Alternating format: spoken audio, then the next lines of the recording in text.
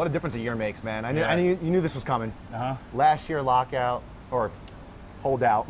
This year, you're out day one. Yeah. How different does it feel? It just feels really good. It feels like normal. You know, I mean, this whole off season felt really normal for me. From just the end of the season, being able to take some time off from my body, getting into my training in the winter time, and then getting here for OTAs, being full go there, having summer camp, working with Jaden and the guys, and now we're back at camp. So I'm just excited for this year's journey and things to be back to normal. I spoke with DQ. I also spoke with Jeremy McNichols, and they both collaborated on the same story. Yeah. They said there's a lot of joy out of you because, and the specific moment was, I don't know if it was during OTAs, Jeremy catches a touchdown, and you were the first guy over there. Yeah. I saw it again today when Traylon Burks caught a touchdown. Right. Are you feeling more joy? Yeah. I mean, I've always had joy in my heart just playing the game, and I looked at I'm in year 8 now, and I'm a 3rd-round pick, and I'm just extremely blessed to see where the Lord has me in my life. The #1 receiver for a great franchise, place that I've been able to call home, and I'm just really excited for this journey. You know, I mean, we all went through some adversity last year, all the players, coaches, not only just on the field but off the field.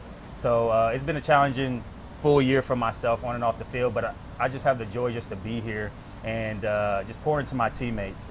As I continue in my career, like, it's more and more important for me to just be a leader. You know, I mean, continue to grow in that role. And, you know, whether it's J-Mac, whether it's Traylon, whether it's Antonio, even our defensive guys, like, if they make plays, we're still on the same team. Like, we're competing against each other, with each other, but we're still on the same team. So I'm happy for any guys out there making plays because I want them to have success just like I want myself to have success. You said it, #1 receiver on a great franchise. I've been around the league.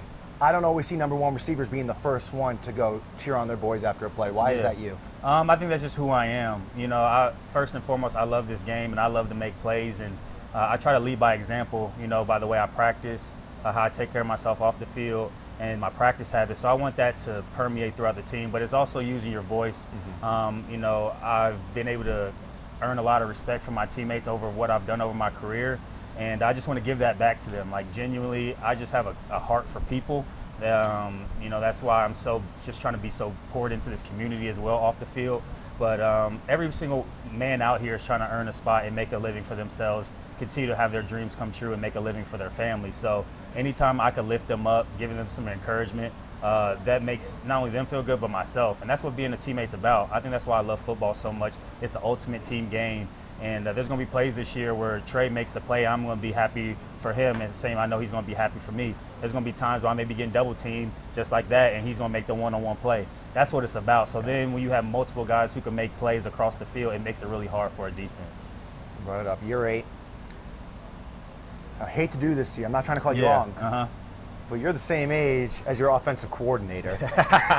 Yeah, it's crazy. How is that dynamic so far? Man, it's such a full circle moment. Like, just a quick story. If I would have committed to Purdue University, which was one of the top schools at the time, David Blau was going to be my quarterback there. So we were in the same recruiting class 2014, and I remember watching this film and I've been following his career, not only in college when they beat us in 2018, but as he transitioned to the NFL. And so I've always had a high respect for him. And then when he got here in 2024, we got to know each other on a more personal level. And, you know, he just has a mind for football. And his energy is so infectious. The way he communicates is so clear and concise. It's hard not to be fully engaged when he's talking to you and understand the task at hand when we come out here on the football field. And he just has an energy that allows us to come out here and play free. There's no pressure.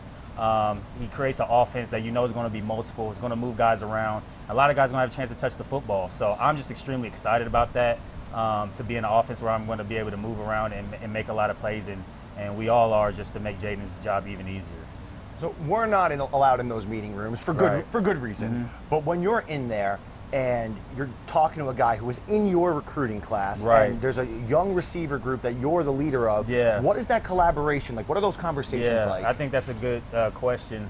I have the respect for him because he's my coach. You know what I mean? At the end of the day, like, even though we're peers age-wise, I always get him the right away because he's a coach and he's going to help lead our offense.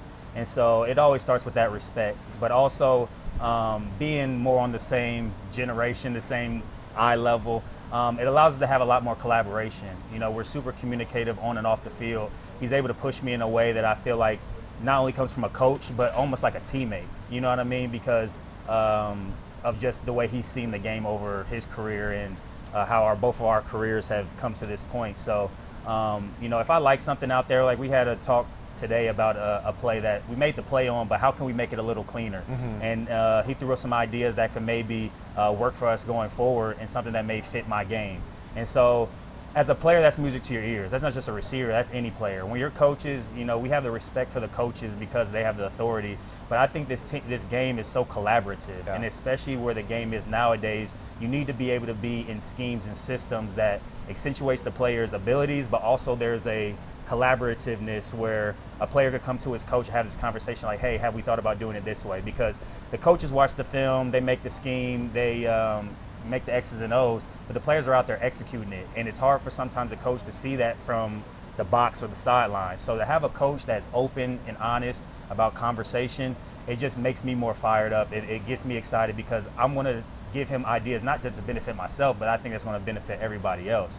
So he gives me that freedom, and he pushes me to be the leader of this offense that I need to be and that we need. And it's not just me, it's LT, it's Jaden, who's made so many strides. And I just take that with so much respect because that's the type of person that he thinks I am, and the feeling is definitely mutual.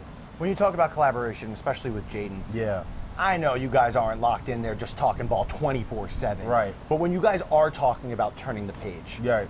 what are those conversations like, especially coming Yeah. off of last year? Yeah, I mean, I think it's easy to have a day one approach when you have two new systems on each side of the ball, you know, and we haven't spent any time speaking about last year because we don't have time, you know what I mean? I think we all have taken the lessons and did the self-reflection, and, you know, DQ's done a great job of pinpointing the things where we fell short of our habits and things like that. But this has been a day one approach since we said set go in the spring. And the great thing about, you know, Blau and Jaden, you know, they've always had a great relationship back to when Blau was being the assistant quarterbacks coach. And so he's building this offense around Jaden's strengths.